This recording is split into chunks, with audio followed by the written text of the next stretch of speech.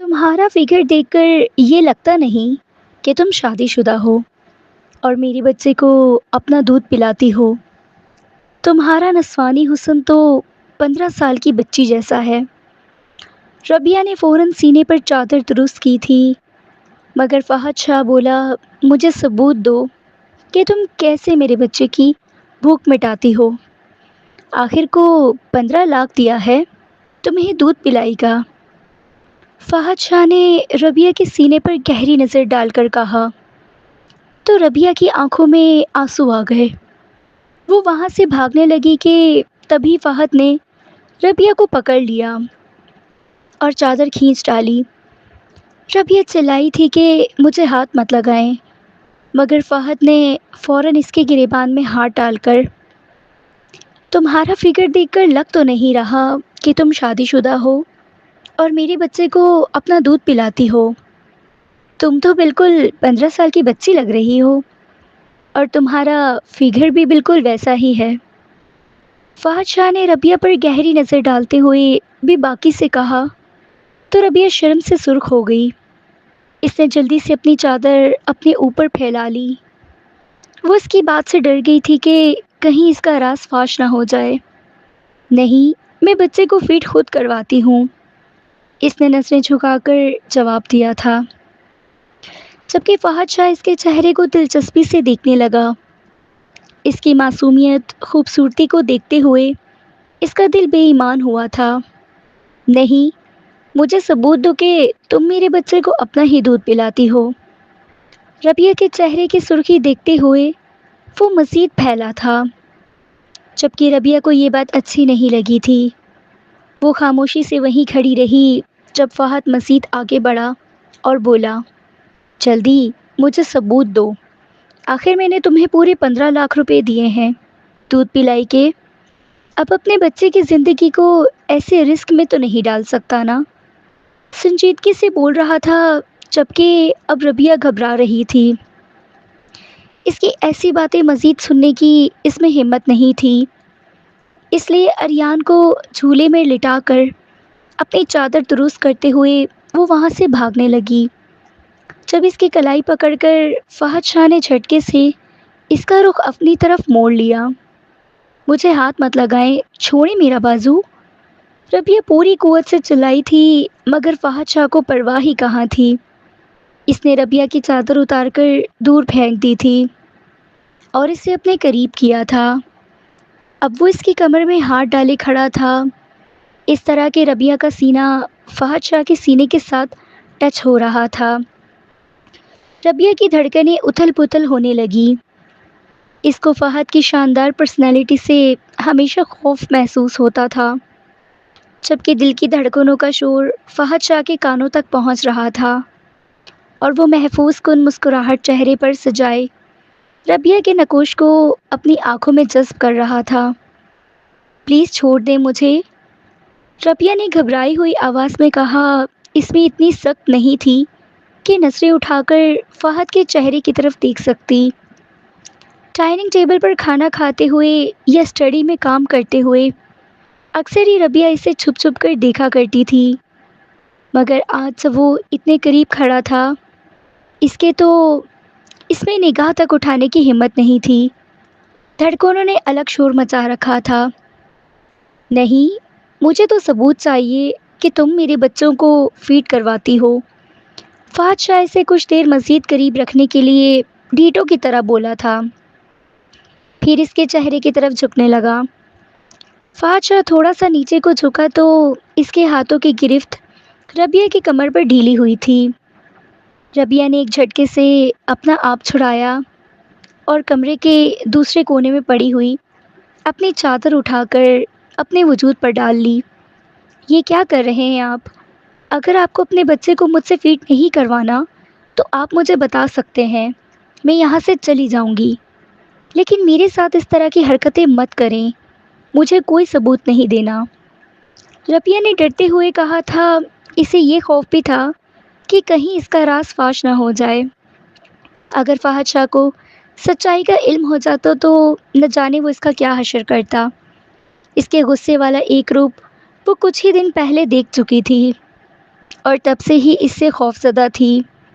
ادیان کو فیڈ کراتے ہوئے وہ دروازہ لاک کر لیا کرتی تھی، مگر آج نہ جانے کیسے غلطی ہو گئی تھی کہ اس نے دروازہ لاک نہیں کیا تھا، اور جب وہ ادیان کو فیڈ کروا رہی تھی تو اچانک ہی وہ اس کے سر پر آ کھڑا ہوا تھا۔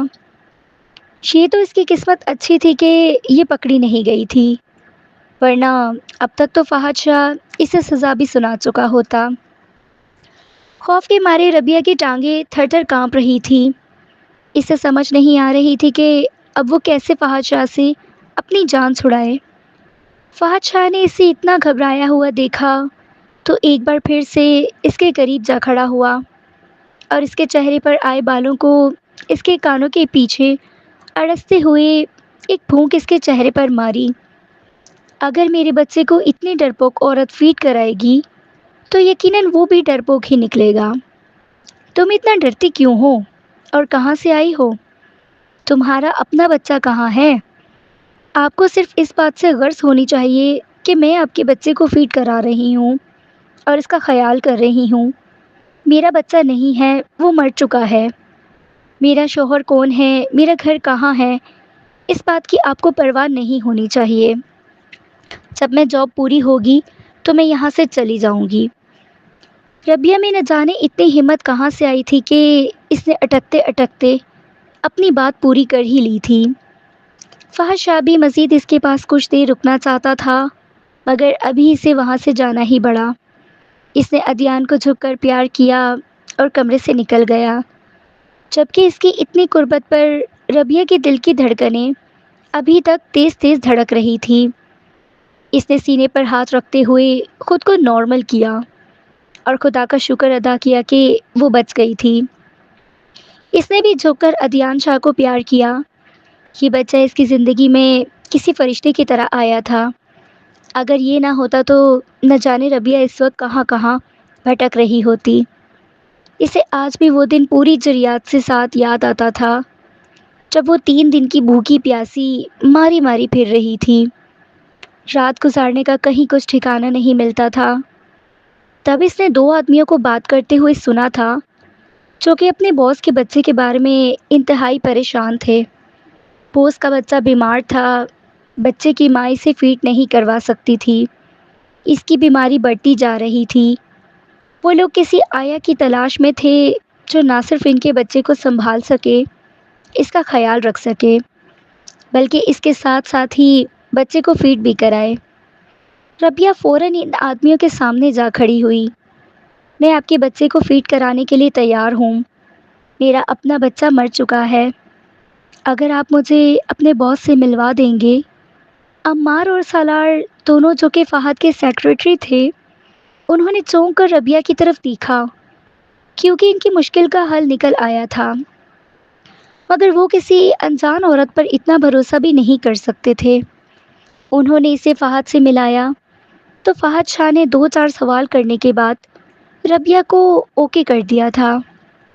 اس نے سوچا تھا کہ وہ 2-4 دن خود ہی گھر پر رہ کر ربیہ کا مشاہدہ کرے گا اور نوکروں کو بھی اس پر نظر رکھنے کے لیے کہا ہے۔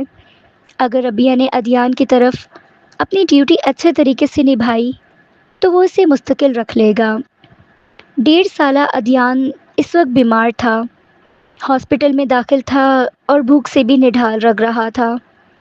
ربیہ نے اسے جا کر اپنی گود میں اٹھاتے ہوئے تھپکا تو معجزانہ طور پر اس نے رونا بند کر دیا اور اپنی آنکھیں کھول کر ربیہ کی طرف دیکھا۔ چھوٹا بچہ پیار سے زیادہ کچھ نہیں سمجھتا۔ 1.5 سال کے بچے کو دنیا داری کی سمجھ ہی کہاں ہوتی ہے، وہ بس پیار کی زبان سمجھ سکتا ہے، اور ربیہ پیار سے تھپکی بچے کو دے رہی تھی۔ ربیہ کی آغوش میں بچہ جلدی پرسکون ہو گیا اور گہری نیند سو گیا۔ بچہ بہت پیارا تھا، کتنی ہی دیر ربیہ اسے گود میں لٹائے دیکھتی رہی۔ پھر ربیہ نے بچے کو کاٹ میں لٹا دیا۔ عمار اور سالار وہیں ہاسپٹل میں موجود تھے۔ انہوں نے فہد شاہ تک خبر پہنچا دی کہ ادیان ربیہ کے پاس آتے ہی خاموش ہو گیا ہے۔ فہد شاہ کو حیرانی ہوئی تھی، مگر اس نے فوراً ہی عمار کو ربیہ کو ایڈوانس آدھی پیمنٹ کر دینے کے لیے کہا تھا۔ عمار نے جب ربیہ کو پیسے دیے 7.5 लाख रुपए रबिया के हाथ में थे, जिन्हें देखकर वो बेहद हैरान हुई थी। वो बहुत गौर से इन पैसों को देख रही थी। अम्मार ने इसे बताया था कि इन 7.5 लाख रुपए के अलावा भी इसे 7.5 लाख रुपए मज़ीद दिए जाएंगे। इसके अलावा खाना पीना, कपड़ा, रिहाइश, सब कुछ इसका फ्री में होगा। वो जहाँ चाहेगी घूमने फिरने जा सकेगी। बस बदले में इसे अदियान का ख्याल रखना होगा और इसे फीड करवाना होगा। ये सौदा इतना भी मुश्किल नहीं था। रबिया हैरान हुई थी कि क्या कोई इतनी अमीर भी हो सकता है कि इस तरह लाखों किसी को पकड़ा दे और फिर भी अपनी इनायतों की बारिश कम ना करे। इसे इन लोगों से खौफ भी महसूस हुआ था, मगर बाहर की इस दुनिया में वो पिछले 3 दिन से भटक रही थी। वहाँ भी जगह जगह पर भूखे बेड़िए थे जो इस तरह की मजबूर और लाचार लड़कियों का फ़ायदा उठाते थे। इसने दिल ही दिल में तय कर लिया था कि वे फ़ाहद शाह को अपनी सच्चाई पता नहीं चलने देगी और इसके घर में रहते हुए जितने दिन हो सकेगा सुकून की ज़िंदगी बसर करेगी। और जो पैसे फ़ाहद शाह ने इसे बच्चे को फीड कराने के औस दिए हैं, वो इनको संभाल कर रखेगी ताकि यहाँ से ड्यूटी ख़त्म हो जाने के बाद वो पैसे इसके काम आ सकें। हॉस्पिटल से बहाने से बाहर निकली थी और अपना मतलूबा सामान लेकर हॉस्पिटल में वापस आ गई थी और फिर अदियान को संभालना जैसे इसकी ड्यूटी हो गई थी। अदियान के कमरे में रबिया के अलावा कोई नहीं जाता था। वो तकरीबन अपना सारा वक्त अदियान के साथ ही गुजारती थी। अदियान 2 दिन में ही ठीक हो गया था। बच्चे का बुखार जो पिछले 3 हफ्ते से टूटने में नहीं आ रहा था और बच्चा बिल्कुल हड्डियों का ढांचा बन चुका था। रबिया के इसे संभालते ही जैसे फिर से सेहतमंद होने लगा था। सिर्फ 3 हफ्ते के अंदर ही अंदर अदियान बिल्कुल ठीक हो गया था और दोबारा से सेहतमंद होना शुरू हो गया था। ये बात फ़ाहद शाह के लिए बहुत खुशाइन थी। रबिया की सपोर्ट और अदियान की जिम्मेदारी देखने के बाद फ़ाहद कुछ मुतमईन हो गया था, वरना वो बिज़नेस और बच्चे को एक साथ मैनेज नहीं कर पा रहा था, जबकि इसकी अपनी बीवी कोमा में थी। फ़िज़ा के साथ फ़ाहद शाह की अरेंज मैरिज हुई थी। ये फ़ैसला सरासर फ़िज़ा और फ़ाहद शाह के वालिदैन का था। फ़िज़ा भी किसी और को पसंद करती थी, मगर वो लड़का गरीब था और ऐशो इशरत की ज़िंदगी छोड़ना फ़िज़ा के बस की बात नहीं थी। इसलिए इसने वालिदैन की मर्ज़ी पर सर झुका दिया था, मगर इसका ख़्याल था कि वो कुछ अरसे में फ़हद से तलाक ले लेगी और अपना हक महर की रकम से अपने बॉयफ्रेंड के साथ एक नई ज़िंदगी का आगाज़ करेगी। मगर इसकी सारी मनसूबाबंदियाँ तब धरी की धरी रह गई जब शादी के 3 माह बाद इसे खबर मिली कि वो प्रेग्नेंट है। इस खबर ने फ़िज़ा के पाँव के नीचे से ज़मीन निकाल दी थी। इसने बच्चे को अबॉर्ट करवाना चाहा, मगर फ़ाहद शाह ने इस मामले में फ़िज़ा पर बहुत सख्ती की। फ़िज़ा ने फ़ाहद को तंग करने के लिए हर बार आज़माया। वो बहुत फ़ैशन वाली थी, इसने तरह तरह के महंगे शौक़ पाल रखे थे। वो फ़िज़ूल सी पार्टीज़ और कपड़ों पर ढेरों पैसे खर्च कर दिया करती थी। नाइट पार्टीज़ अटेंड करती थी, क्लब में जाती थी, ड्रिंक किया करती थी, सिगरेट नोशी की इसे आदत थी। अगर फ़िज़ा इसके वालिद की आखिरी ख्वाहिश ना होती तो वो कभी भी इसे कबूल ना करता। शादी के बाद कुछ अरसे तक तो फ़ाहद ने फ़िज़ा को समझाने की हर मुमकिन कोशिश की थी, मगर जब इसने फ़हद को कोई बात ना मानी तो इसे इसके हाल पर छोड़ दिया। फिर अदियान पैदा के हो जाने के बाद भी फ़िज़ा में कोई तब्दीली नहीं आई थी। वो पहले से भी ज़्यादा घूमने फिरने लगी थी। एक रात फ़िज़ा नाइट पार्टी अटेंड करने गई तो इसने बहुत ज़्यादा ड्रिंक कर ली और वापसी पर इसकी कार का एक्सीडेंट हो गया, जिसके नतीजे में फ़िज़ा के सर पर बहुत बुरे तरीके से चोटें आई थीं। रीढ़ की हड्डी टूट गई और एक पाँव में भी फ्रैक्चर हो गया। देर से हॉस्पिटल पहुंचाने की वजह से इसका खून भी बहुत ज़्यादा बह गया था। इसकी ज़िंदगी की उम्मीद टूट चुकी थी। फिर काफ़ी ट्रीटमेंट के बाद वो बच तो गई थी, मगर वो कोमा में चली गई और अब पिछले 3 माह से वो कोमा में थी। فحش شاہ سے طلاق لے کر اپنے بوائے فرینڈ کے ساتھ گھر بسانے کا خواب اس کا خواب ہی رہ گیا تھا۔ وہ تو اسے دیکھنے بھی نہیں آیا تھا، اسے بس دوسروں سے فضا کی حالت کا پتہ چلا تھا۔ زندگی بہت بے رحم چیز ہے۔ انسان زندگی کے لیے نہ جانے کون کون سی پلاننگ کرتا ہے، مگر زندگی ایک منٹ میں انسان کو اس کی اوقات دکھا دیتی ہے۔ فضا کا بچہ ادیان، جو اس کے ساتھ بالکل بھی مانوس نہیں تھا، بس فضا اسے فیڈ کروایا کرتی تھی۔ وہ بھی فہد شاہ نے سختی سے کہا تھا، اس کے بعد ہی مجبوراً اسے فیڈ کروانا پڑتا تھا۔ بہت زیادہ بیمار رہنے لگا تھا، شاید وہ اپنی ماں کی کمی محسوس کرتا تھا، یا جو بھی تھا اس کی طبیعت سنبھلنے میں نہیں آ رہی تھی۔ 3 ماہ سے فہد شاہ بے حد پریشان تھا۔ اسے صبح شام فضا کے پاس ہاسپٹل کے چکر بھی لگانے پڑتے تھے، ادیان کو بھی سنبھالنا پڑتا تھا، اور اس کے ساتھ ساتھ وہ اپنا بزنس بھی سنبھال رہا تھا۔ کبھی کبھی وہ اپنے فوت شدہ والد سے شکوہ کر جاتا تھا کہ اسے کس مصیبت میں ڈال گئے ہیں۔ اس کا نہ ہی تو گھر بس پایا تھا، نہ ہی بیوی نے اسے محبت دی تھی، اور اب بچہ بھی مر رہا تھا۔ اس کے لیے بہت بڑی ذہنی پریشانی تھی۔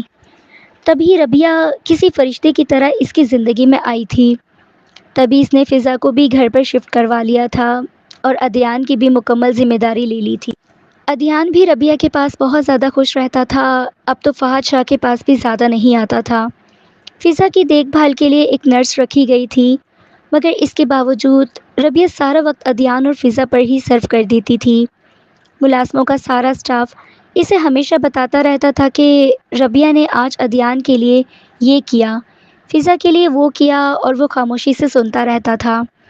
دل میں وہ اس کی خوبیوں سے متاثر تھا، مگر اسے یقین نہیں آتا تھا کہ کوئی انسان اتنا اچھا بھی ہو سکتا ہے۔ کبھی کبھی تو اسے ربیہ پر یہ شک ہونے لگتا تھا۔ بہرحال وقت گزرتا جا رہا تھا، اور ربیہ نامحسوس انداز سے فہد شاہ کے دل میں اپنی جگہ بناتی جا رہی تھی۔ اور پھر ایک وقت ایسا آیا جب اپنی تمام خدمت گزاریوں کے ساتھ ربیہ فہد شاہ کے دل میں پوری طرح سے قابض ہو گئی تھی۔ عورت کا ربیہ جیسا روپ فہد شاہ نے دیکھا ہی نہیں تھا۔ اس کی ماں بھی بے حد ماڈرن قسم کی تھی، جو کچھ سالوں پہلے فوت ہو گئی تھی۔ اس نے بھی کبھی فہد شاہ کی پرواہ نہیں کی تھی، اور اس کی بیوی بالکل اسی طرح کی تھی۔ عورت کی فرما بردار اور خدمت گزار قسم کے بارے میں تو فہد آگاہ ہی نہیں تھا۔ یہ آگاہی اسے ربیہ نے دی تھی، جو فضا سے کوئی رشتہ نہ ہونے کے باوجود اس کا بے حد خیال رکھتی تھی۔ ادیان کی سگی ماں نہیں تھی، پھر بھی اسے اپنے بچوں سے زیادہ پیار کرتی تھی۔ ادیان 2 سال کا ہونے والا تھا، اور ربیہ کے ساتھ اتنا مانوس تھا کہ اگر تھوڑا وقت بھی ربیہ اسے نظر نہیں آتی تھی تو رو رو کر پورے گھر کو سر پر اٹھا لیتا تھا۔ ادیان نے پہلا لفظ بھی ماما کہنا سیکھا تھا، اور ربیہ کو ماما کہا تھا۔ کبھی کبھی فہد شاہ پریشان بھی ہو جاتا تھا کہ کہیں ادیان کی ربیہ کے ساتھ اتنی مانوسیت اسے نقصان نہ دے، مگر آنے والے وقت کو کل پر چھوڑ کر وہ پرسکون ہو جایا کرتا تھا۔ ادیان اپنے حال میں خوش تھا، اس کے لیے یہی بہت تھا۔ ربیہ ادیان کے ساتھ لان میں کھیل رہی تھی۔ فہد شاہ کو بخار ہو رہا تھا، اس لیے آج وہ گھر پر ہی تھا، آفس نہیں گیا تھا، جبکہ ربیہ کو اس کے بارے میں کچھ بھی نہیں پتا تھا۔ فہد اٹھ کر لان میں ہی چلا آیا، اس کا دھوپ سیکنے کا دل کر رہا تھا۔ ربیہ اور ادیان کو ایک دوسرے کے ساتھ مگن دیکھ کر وہ مسکرا دیا تھا۔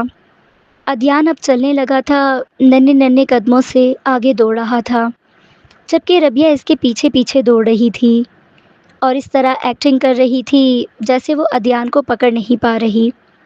تھوڑی دیر میں ادیان ربیہ کو پکڑنے لگا تو اس نے آہستہ آہستہ دوڑنا شروع کر دیا، جبکہ ادیان نے 1 منٹ میں اسے پکڑ لیا، اور پھر کھلکھلا کر ہنس پڑا۔ اسے ہنستے دیکھ کر ربیہ بھی ہنستی جا رہی تھی۔ فہد شاہ کو اس وقت زندگی مکمل لگ رہی تھی۔ ہیلو ایوری ون، کیا ہو رہا ہے؟ فہد نے اچانک ربیہ کے پیچھے جا کر کہا تو وہ جو اپنے دھیان میں مگن تھی ایک دم گھبرا گئی۔ ایک جھٹکے سے اس کا پاؤں اڑا تھا، اور وہ نیچے بیٹھتی چلی گئی۔ پاؤں میں درد کی شدید لہر اٹھی تھی، جبکہ اسے تکلیف میں دیکھ کر فہد شاہ بھوکلا گیا تھا۔ جلدی سے نیچے بیٹھا اور اس کا پاؤں پکڑ کر دیکھنے لگا۔ रबिया ने घबराते हुए अपना पाँव पीछे करना चाहा, तो फहद ने इसे डपट दिया। रुको पागल लड़की, मुझे देखने दो कि कहाँ चोट लगी है। वो ध्यान से इसके पाँव का मुआयना कर रहा था, जबकि अदियान भी इसके पास आकड़ा हुआ था और मुंह बसूरते हुए रबिया की तरफ देख रहा था। रबिया की चीख मारने पर वो हवास बाख्ता हो चुका था और रबिया ने जल्दी से इसका हाथ पकड़ लिया और कहने लगी, कुछ नहीं हुआ।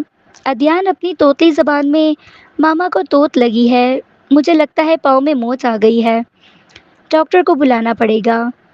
क्या तुम उठ खड़ी हो सकती हो? फहद की बात सुनकर रबिया ने उठकर खड़ा होने की कोशिश की, तो दर्द की एक लहर फिर से इसके पाँव में उठी। वो तकलीफ से करा उठी।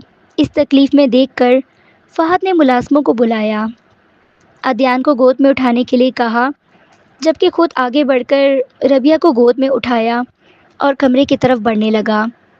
फहद की इस हरकत पर घबरा चुकी थी, मगर अब इसे रोक भी नहीं सकती थी।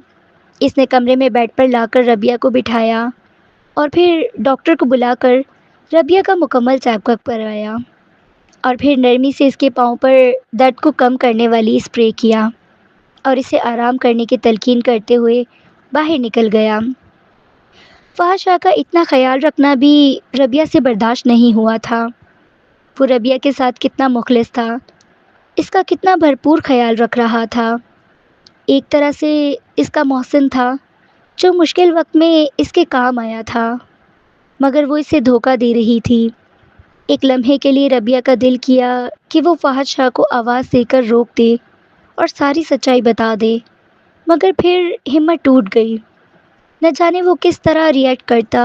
वो इतना बड़ा धोखा देने पर रबिया को यकीनन माफ़ ना करता और घर से निकाल देता, और घर से निकालने की सूरत में वो कहाँ जाती। अदियान से भी वो बहुत मोहब्बत करने लगी थी और अब इसके बगैर जीने का तसव्वुर भी नहीं कर सकती थी। कुछ ये बात भी इसकी हिम्मत तोड़ देती थी कि अगर फ़हद ने अदियान को इससे छीन लिया तो फिर वो क्या करेगी। वो चुपचाप आंसू बहाने लगी।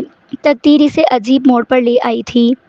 अब ज़्यादा वक्त गुजर चुका था, थोड़ा ही रह गया था, इसलिए इसने फ़हद को सच्चाई ना बताने का फ़ैसला किया, मगर यही शायद इसकी ज़िंदगी की सबसे बड़ी भूल थी। फ़हद शाह को रबिया से मोहब्बत हुई तो वो रबिया पर और भी ज़्यादा ध्यान और तवज्जो देने लगा। इसके इर्द गिर्द मंडलाता रहता था। कुछ वक्त के लिए ही रबिया अदियान को लेकर दरवाज़ा बंद करती थी ताकि इसे फीड करा सके, और फ़हद शाह के वजूद में जैसे बेचैनियाँ बढ़ जाती थी। वो सारा वक्त ऑफिस में होता था, कुछ वक्त के लिए घर आता था, तब भी रबिया इसकी नज़रों से ओझल हो जाती थी, तो इसे अच्छा नहीं लगता था। इसी तरह एक दिन रबिया की दरवाज़ा बंद ना करने पर फ़हद ज़ब्त ना कर पाया और कमरे में जा दाखिल हुआ, मगर इस पर हैरतों के शदीद पहाड़ टूट पड़े थे। अंदर जो मंजर इसने देखा था, इसे अपनी आंखों पर यकीन नहीं आ रहा था। इस कदर मासूम और मोहब्बत करने वाली रबिया का एक रूप ये भी था। फ़हद शाह के लिए अपनी आंखों पर यकीन करना मुश्किल हो गया। फ़हद ने रबिया को बाजू से पकड़ा था और घसीटते हुए नीचे लेकर आया था। रबिया का पाँव मुड़ गया। इसे काफ़ी ज़्यादा चोट लगी थी, मगर फ़हद ने परवाह नहीं की थी। वो इसे घसीटते हुए अपने साथ ले जा रहा था। वो रो रही थी, माफ़ी मांग रही थी। अदियान जो अब चलना शुरू कर चुका था, वो भी रोते हुए पीछे पीछे लपक रहा था, जैसे एक मुलाजमा ने उठा लिया था। सभी हैरान होकर फ़हद शाह की तरफ देख रहे थे। न जाने रबिया ने ऐसा क्या कसूर हुआ था कि वो इसे घर से ही निकाले जा रहा था, जबकि पिछले अरसे से फ़हद के मिजाज में रबिया के लिए नरमी मुलाजमों ने महसूस की थी। वो सभी दिल से चाहते थे कि रबिया और फ़हद की शादी हो जाए, क्योंकि फ़िज़ा जैसी मालकिन को बर्दाश्त करके सब थक चुके थे। फ़िज़ा का रवैया इनके साथ बहुत जारहाना था। वो हर वक्त इन्हें डांटती रहती थी, बड़ी उम्र के मुलाजमों को ख्याल भी नहीं करती थी, बहुत ही बदतमीज़ थी। जबकि रबिया इन सब के साथ बहुत अच्छी थी। अगर वो इनकी बॉस बन जाती तब भी नर्म दिल ही रहती, ये वो अच्छी तरह से जान गए थे। रबिया ज़ारों की तरह रो रही थी, बार बार अदियान के पास जाने के लिए मचल रही थी, मगर फ़हद ने इसकी एक न सुनी और इसे धक्के देकर गेट के बाहर निकालते हुए दरवाज़ा बंद कर दिया। मौसम बेहद ख़राब हो रहा था, जबकि रबिया बाहर सड़क पर बेसरो सामानी के आलम में खड़ी हुई थी। एक आरज़ी सहारा जो इसे मिला था, वो भी इससे छिन गया था। काश वो फ़हाद शाह को धोखा ना देती। जैसे ही इसने रबिया पर भरोसा करना शुरू किया था, वो इसे सारी बात बता देती। अब बार-बार रबिया को पछतावा हो रहा था कि इसने फ़हाद को क्यों नहीं बताया। फ़हाद की नज़रों में एक नर्म-गर्म से जज़्बात वो पहले ही पढ़ चुकी थी, मगर कभी इनकी पज़ीराई नहीं की थी, क्योंकि इसके लिए फ़हाद की पज़ीराई करना मुमकिन नहीं था। मगर वो इतना जान चुकी थी कि फ़हाद शाह एक अच्छा इंसान था, जिसे धोखा देकर इसने अच्छा नहीं किया था। अब इसे अपने किए पर पछतावा हो रहा था। मौसम ख़राब हो रहा था, बादल ज़ोर-ज़ोर से गरजने लगे और बिजली चमकने लगी। रबिया को हमेशा ऐसे मौसम से खौफ आता था। इसे गरज चमक से बहुत डर लगता था। वो बेसरो सामानी के आलम में सड़क पर चलती जा रही थी। इतनी बड़ी दुनिया में कोई घर भी ऐसा नहीं था जहाँ जाकर वो पनाह ले लेती या किसी पर भरोसा ही कर लेती। न जाने ज़िंदगी अभी इसे और किन-किन इम्तहानात से गुज़ारने वाली थी। इसकी आँखों से आँसू बह रहे थे, तभी एकदम मूसलाधार बारिश बरसने लगी। रबिया मज़ीद घबरा गई। आज ही वो घर से निकाली गई थी और मौसम भी आज ही ख़राब हो गया था। वो बारिश में मुकम्मल तौर पर भीग चुकी थी, मगर आसपास कोई भी जगह ऐसी नहीं थी जहाँ पर वो अपनी पनाह ले लेती। वापस जाने का कोई फ़ायदा नहीं था, क्योंकि फ़हाद शाह एक बार इसे घर से निकाल चुका था। अब कभी भी इसे घर में दाखिल होने नहीं देता। इसके आंसू बहते जा रहे थे, न जाने ज़िंदगी इसे क्या-क्या दिखाने वाली थी। इतनी सी उम्र में ही वो किस कदर मुश्किलें झेल चुकी थी, कितनी तकलीफ़ें उठा चुकी थी। अब न जाने और क्या बाकी रह गया था। अगर ज़िंदगी में सुख के कुछ दिन आए, तो वो अपनी नादानी में फ़हाद शाह को धोखा दे चुकी थी और अब फिर से बेसरो-सामानी के आलम में थी। सामने एक ठेला खड़ा हुआ था, अभी इसके नीचे छुपकर बैठ गई। यहाँ भी बारिश बरस रही थी और इस पर पानी गिर रहा था, मगर फिर भी वो किसी हद तक बारिश के पानी से महफूज हो चुकी थी। अदयान रो रहा था, सारी मुलाज़माएँ इसे काबू करने की कोशिश कर रही थी, मगर वो किसी से भी चुप नहीं हो रहा था, ना ही किसी के काबू में आ रहा था। एक मुलाज़मा ने इसे खाना खिलाने की कोशिश की, तो इसने हाथ मारकर सारा फेंक दिया था। वो बार-बार बाहर की तरफ भाग रहा था। इसे सँभालना बहुत मुश्किल हो रहा था। फ़हद शाह भी कोशिश करके थक गया था, मगर अब अदयान इससे भी नहीं सँभल रहा था। फ़हद शाह अब इस वक़्त को पछता रहा था, जब इसने रबिया पर इतना भरोसा कर लिया था कि अदयान की तरफ से बिल्कुल ही बेफ़िक्र हो गया था। अदयान बार-बार बस मामा, मामा की रट लगाए हुए था, जो कि फ़हद के लिए काफ़ी ज़्यादा तशवीश का बाइस बन रही थी। अगर अदयान इसी तरह रोता रहता और खाना ना खाता, तो इसके बीमार पड़ने का डर था। बाहर बारिश बरसने लगी थी और मौसम काफ़ी ख़राब हो चुका था, जबकि इस वक्त फ़हद को तशवीश हुई थी कि इसने बिल्कुल बेसरो-सामानी के आलम में रबिया को घर से निकाल दिया था। न जाने इसका कोई और ठिकाना था भी या नहीं। वो जब से अदयान को फ़ीड करवाने लगी थी, तब से इसी घर में रह रही थी। इसने कभी भी अपने शौहर या घर के बारे में नहीं बताया था और ना ही कभी किसी से मिलने के लिए गई थी, ना इसे मिलने के लिए कोई आया था। कुछ तो था जो फ़हद शाह से छुपा हुआ था और जिसके बारे में पता लगाना ज़रूरी था। जितना रबिया पर गुस्सा था एक तरफ, मगर अब इसे रबिया की फ़िक्र होने लगी थी। वो गहरी तशवीश में मुब्तला होता जा रहा था। रात के 12:30 बजे बिलाखिर अदयान से तंग आकर फ़हद रबिया को ढूंढने के लिए निकल खड़ा हुआ। बारिश अभी तक नहीं रुकी थी, सड़कों पर पानी जमा हो चुका था। इसे नहीं मालूम था कि रबिया कहाँ गई हुई होगी और इसे रबिया को कहाँ ढूंढना चाहिए। वो बस सड़क पर बेमकसद गाड़ी दौड़ा रहा था। अपने घर से कुछ 1 किलोमीटर के फासले पर बिलाखिर रबिया नज़र आ गई थी, जो एक ठेले के नीचे छुपी हुई थी। गाड़ी की हेडलाइट्स सीधा रबिया पर पड़ी थी। فہد جلدی سے گاڑی کا دروازہ کھول کر باہر نکل آیا، ٹھیلے کی طرف بڑھایا۔ نیچے ربیہ سردی سے بری طرح ٹھر ٹھر رہی تھی۔ اس کی حالت کافی خراب ہو رہی تھی۔ اس نے ابھی ربیہ کو پکارا تھا۔ ربیہ نے چونک کر اس کی طرف دیکھا۔ اسے دیکھتے ہی وہ رونے لگی تھی۔ فہد شاید سوچ بھی نہیں سکتا تھا کہ اس وقت ربیہ کی کیا حالت ہو رہی تھی۔ کئی ماہ بعد اس نے اسی ڈر اور خوف کا سامنا کیا تھا جس میں وہ کافی وقت سے رہتی آ رہی تھی۔ فہد نے اسے باہر آنے کے لیے کہا اور اپنا ہاتھ آگے بڑھا دیا، اور ربیہ چپ چاپ اس کا ہاتھ تھام کر ٹھیلے کے نیچے سے باہر آ گئی۔ اس کے کپڑے مکمل بھیگے ہوئے تھے اور اب تک فہد شاہ کے کپڑے بھی بھیگ چکے تھے۔ جیسے ہی ٹھیلے کے نیچے سے باہر نکل کر چلنے لگی تو ایک دم لڑکھڑا گئی۔ فہد شاہ نے فوراً اسے تھاما تھا، اسے پکڑ کر گاڑی تک لایا۔ گاڑی میں بٹھانے کے بعد خود بھی ڈرائیونگ سیٹ پر بیٹھ گیا اور گاڑی واپسی کے راستے میں ڈال دی۔ ربیہ نے جیسے ہی فہد شاہ کے ساتھ گھر میں قدم رکھا تو روتا ہوا عدیان فوراً آ کر ربیہ کی ٹانگوں سے چمٹ گیا، اور ربیہ نے اسے ہاتھ سے پیچھے کرنے کی کوشش کی کیونکہ اس کے کپڑے گیلے تھے۔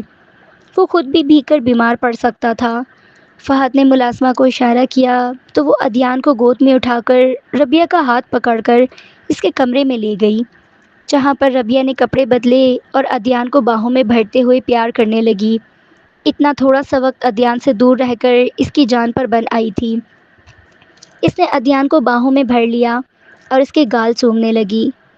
کمرے کی چوکھٹ میں کھڑا ہوا فہد شاہ یہ منظر دیکھ رہا تھا۔ عدیان ربیہ کے پاس آ کر بالکل پرسکون ہو گیا تھا۔ عدیان نے اسے کس کے پکڑ رکھا تھا جیسے ڈر ہو کہ وہ کہیں پھر سے نہ چلی جائے گی، جبکہ ربیہ عدیان سے پیار کرنے میں مصروف تھی۔ اس نے چوکھٹ میں کھڑے ہو کر فہد شاہ کو بھی نظر انداز کر دیا تھا۔ وہ رو رہی تھی، ساتھ ہی عدیان کے بالوں میں ہاتھ پھیر رہی تھی۔ کھانا کھانے کے بعد عدیان ربیہ سے چمٹ کر گہری نیند میں چلا گیا تو ربیہ اب اس کی طرف سے اٹھ کھڑی ہوئی تھی۔ اس کے جسم میں بے حد درد ہو رہا تھا۔ کمزوری کے باعث چکر آ رہے تھے۔ آہستہ آہستہ وہ کمرے سے باہر نکلی اور کچن کی طرف جانے لگی۔ اسی لمحے فہد شاہ بھی کمرے سے نکلا تھا کہ عدیان کو ایک بار پھر دیکھ کر آ سکے۔ ربیہ کو کمرے سے باہر نکلتے دیکھا تو خاموشی سے اس کے پیچھے چلا آیا۔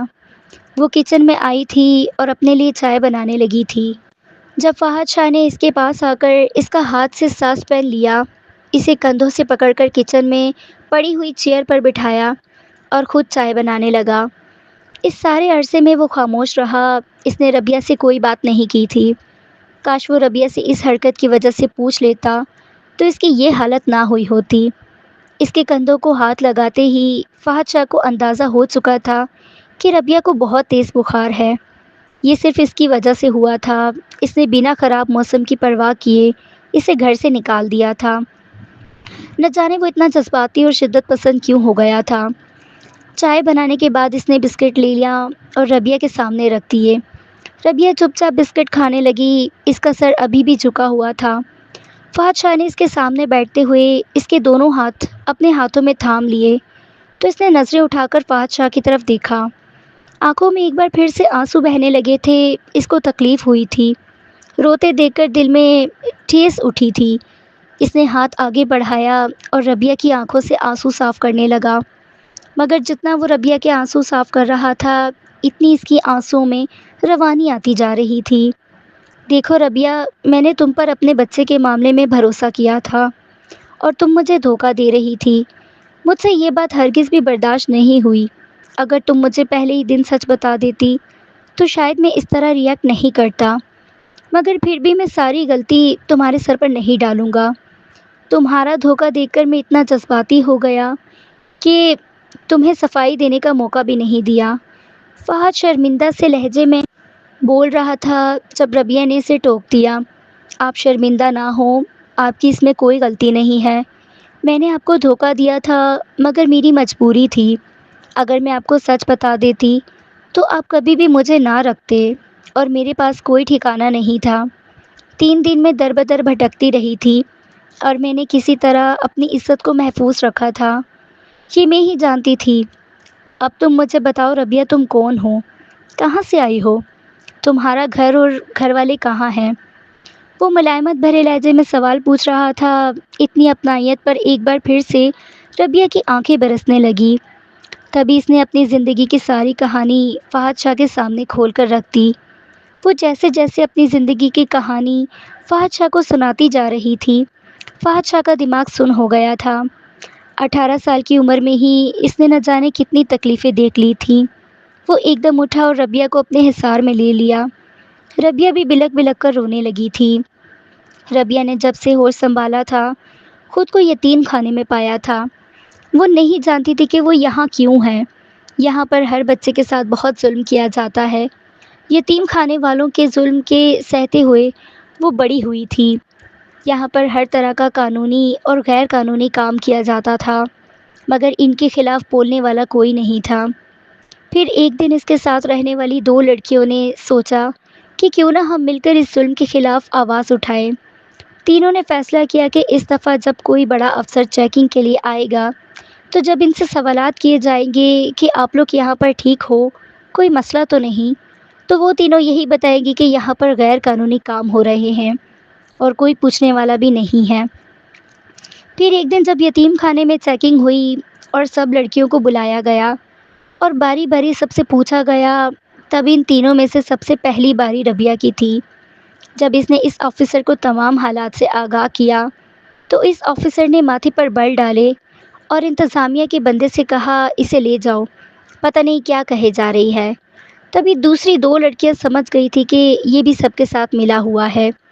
پھر انہوں نے تو کوئی شکایت نہیں کی تھی اور پھر ظلم کے خلاف آواز اٹھانے کی سزا کے طور پر ربیہ کی شادی ایک جواری اور نشئی آدمی سے کر کے اسے یتیم خانے سے رخصت کر دیا گیا تھا۔ اسے شکایت لگانے کے بعد ایک دن بھی وہاں نہیں رکھا گیا۔ اس کا شوہر اس پر ہر طرح کا ظلم کیا کرتا تھا، مارتا پیٹتا تھا، نشہ کرتا تھا، کھانے کو بھی کئی کئی دن کچھ نہیں دیتا تھا۔ ظلم کے خلاف آواز اٹھانا اس کی سزا بن چکی تھی۔ ربیہ خاموشی سے یہ سب کچھ برداشت کر رہی تھی۔ یتیم خانے سے یہ سب کچھ سہتی آئی تھی، اس لیے اسے عادت تھی۔ وہ اس آدمی کا ظلم بھی برداشت کر رہی تھی، مگر ایک دن انتہا ہو گئی۔ اس کا شوہر جوئے میں اسے ہی ہار آیا تھا۔ وہ ہر وقت جوا کھیلتا رہتا تھا، کبھی جیتتا تھا اور کبھی ہار جاتا تھا۔ پھر ایک دفعہ مسلسل ہارنے سے ڈھیروں ڈھیر قرض اس کے سر پر چڑھ چکا تھا۔ کوئی بھی اسے مزید قرض دینے کے لیے تیار نہیں تھا اور جوئے کی عادت سے مجبور ہو کر اس نے ربیہ کو داؤ پر لگا دیا تھا۔ ربیہ اسے پسند تھی، مگر صرف ضرورت کے وقت۔ ضرورت پوری کرنے کے بعد وہ ربیہ کو بے انتہا مارا کرتا تھا۔ اسے ربیہ سے کوئی انسانیت نہیں تھی، اسی لیے اب جوئے میں ربیہ کو ہار آیا تھا اور اپنے ساتھ ڈھیروں آدمیوں کو گھر لے آیا تھا۔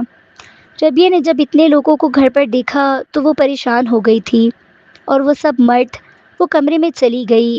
اس کا شوہر جب کمرے میں آیا تو ربیہ نے اسے کہا، یہ سب کیا ہے؟ وہ کہنے لگا، میں جوئے میں تمہیں ہار آیا ہوں۔ یہ سن کر ربیہ کے تو پاؤں تلے سے زمین نکلی تھی۔ ربیہ کو جیسے ہی پتہ چلا تو اس نے چیخنا چلانا شروع کر دیا تھا۔ پہلی بار ایسا ہوا تھا کہ وہ اپنے شوہر کے ظلم پر اس طرح سے چیخی تھی۔ محلے والوں کے اکٹھے ہو گئے تھے۔ ربیہ کے شوہر کی حرکتوں کے بارے میں سارے محلے والے جانتے تھے۔ وہ اس کے ساتھ مار پیٹ کرتا تھا، یہ بھی محلے والوں کو پتہ تھا، مگر کبھی ربیہ نے اب کبھی شوہر نہیں مچایا تھا، اس لیے وہ بھی چپ رہتے تھے۔ مگر شادی کے 1 مہینے بعد وہ اس طرح سے چیخی تھی کہ سب تشویش میں مبتلا ہو گئے تھے اور اب سب کے سب اس کے گھر میں اکٹھا ہو گئے تھے۔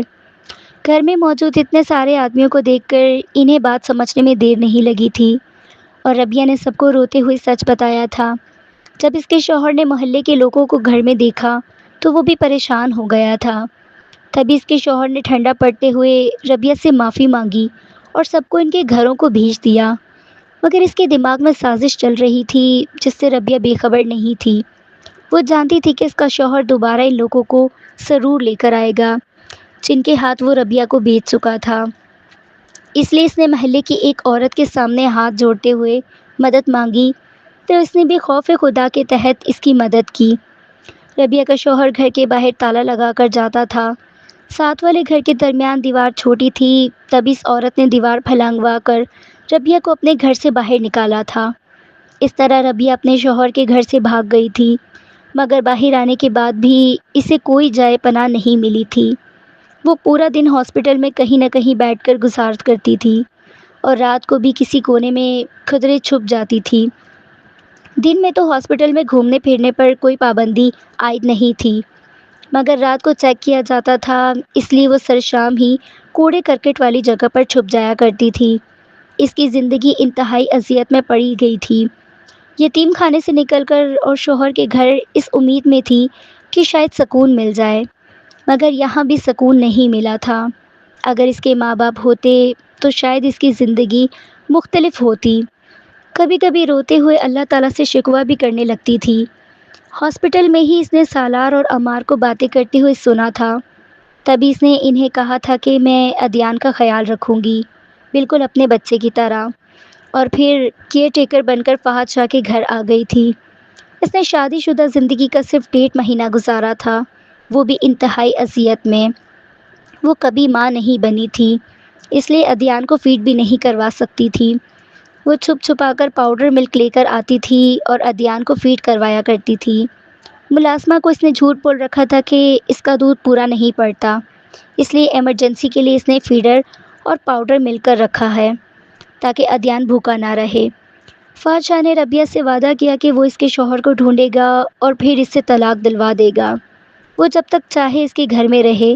اپنے جذبات فہد نے ربیہ سے چھپا لیے تھے۔ وہ کسی بہتر وقت پر اسے شادی کے لیے پرپوز کرنا چاہتا تھا، مگر اس سے پہلے اس کے شوہر کا قصہ ختم کرنا چاہتا تھا، اور اگلے دن ہی اس نے اس کے شوہر کو ڈھونڈنا شروع کر دیا تھا۔ مگر اس کے محلے میں جا کر اسے یہ خبر ملی تھی کہ ربیہ کے شوہر کو ان لوگوں نے جان سے مار دیا تھا جن کو اس نے ربیہ کو بیچا تھا، اور بعد میں ربیہ کے نہ ملنے پر وہ سیخ پا ہو گئے تھے۔ انہوں نے ربیہ کے شوہر کو دھمکانے کے لیے بندوق نکالی تھی، مگر گولی چل گئی تھی اور ربیہ کا شوہر موقع پر ہی ہلاک ہو گیا تھا۔ وہ اپنی بری حرکتوں کی وجہ سے انجام کو پہنچ چکا تھا۔ جس دن وہ گھر سے بھاگ کر گئی تھی، اس سے اگلے دن ہی اس کا شوہر مر گیا تھا۔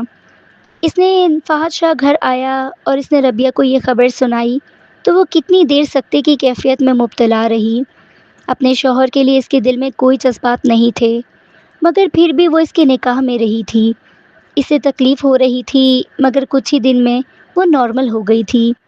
ربیہ نے خود کو ادیان اور فضا میں مصروف کر لیا۔ اس نے ادیان اور فضا کا پورا خیال رکھا، مگر ایک اور سانحہ ان کی زندگی میں آنے والا تھا جس سے فہد اور ربیہ دونوں بے خبر تھے۔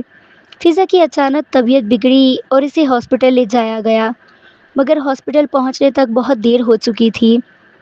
فضا اپنی زندگی کی آخری سانسیں ہار گئی تھی۔ زندگی نے بڑی بے رحمی کے ساتھ ایک اور جیتے جاگتے انسان کو موت کی نیند سلا دیا تھا۔ گھر کا ماحول سوگوار ہو گیا تھا۔ فضا کی موت پر فہد بھی گمسم ہو گیا تھا، حالانکہ وہ اس سب کے لیے بہت پہلے سے ہی تیار تھا۔